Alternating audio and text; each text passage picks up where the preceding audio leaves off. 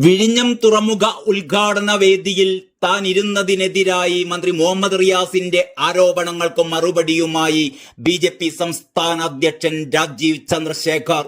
താൻ വേദിയിലിരുന്നതിൽ കമ്മ്യൂണിസ്റ്റ് രാജവംശത്തിലെ മരുമകന് വല്ലാത്ത സങ്കടമാണ് എന്നും എന്നെ എത്ര വേണമെങ്കിലും ട്രോളിക്കോളൂ, സങ്കടം മാറ്റാൻ ഏതെങ്കിലും ഡോക്ടറെ പോയി കാണൂ എന്നുമെല്ലാമാണ് രാജീവ് ചന്ദ്രശേഖർ പരിഹസിച്ചിരിക്കുന്നത്. ഈ വിഷയത്തിൽ തന്നെ ഇത്ര സങ്കടമാണെങ്കിൽ അദ്ദേഹം ഇനി എത്രമാത്രം സങ്കടപ്പെടാനിരിക്കുന്നുവെന്നും രാജീവ് ചന്ദ്രശേഖർ പൊതുവേദിയിൽ പറഞ്ഞു. മരുമകന്റെ ഭാര്യ, രാജവംശത്തിന്റെ മകൾ സ്വകാര്യ കമ്പനിയിൽ നിന്ന് മാസപ്പടി വാങ്ങുന്നതിനെ കുറിച്ച് ഇവർക്കൊന്നും പറയാനില്ലേ എന്നും രാജീവ് ചന്ദ്രശേഖർ ചോദിച്ചു.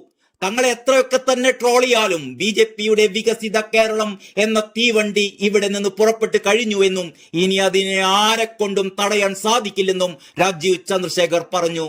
ചിലരുടെ ഉറക്കം നഷ്ടപ്പെടുമെന്ന് ഇന്നലെ തന്നെ പ്രധാനമന്ത്രി തന്റെ പ്രസംഗത്തിൽ സൂചിപ്പിച്ചിരുന്നതാണ്. ആ വാക്കുകൾ പോലെ തന്നെ ഇന്നലെ CPM-കാരുടെ ഉറക്കം നഷ്ടപ്പെട്ടിരിക്കുന്നു. തന്നെ ട്രോളുന്നതിലൊന്നും ഒരു പ്രശ്നവുമില്ലെന്നും രാജീവ് ചന്ദ്രശേഖർ പറഞ്ഞു. മരുമകന് എന്തിനാണ് ഇത്ര സങ്കടമെന്ന് മനസ്സിലാകുന്നില്ല.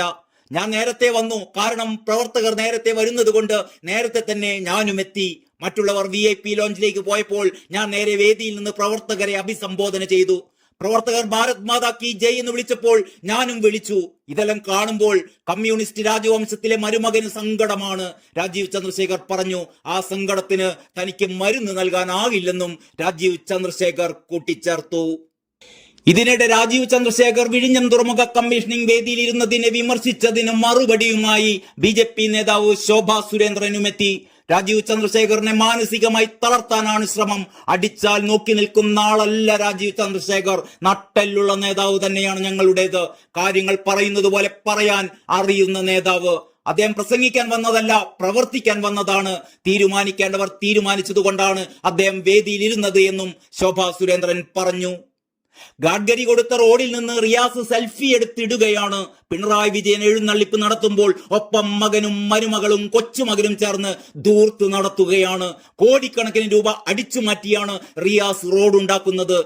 അമ്മായിയപ്പനും മരുമക്കളും ചേർന്ന് ഖജനാവ് കട്ടുമുടിക്കുന്നു. റിയാസിനെ അലോസരപ്പെടുത്തുന്നത് ബി.ജെ.പി. ഉണ്ടാക്കിയ സുവർണ ഇടനാഴി എന്നും ശോഭാ സുരേന്ദ്രൻ വിമർശിച്ചു.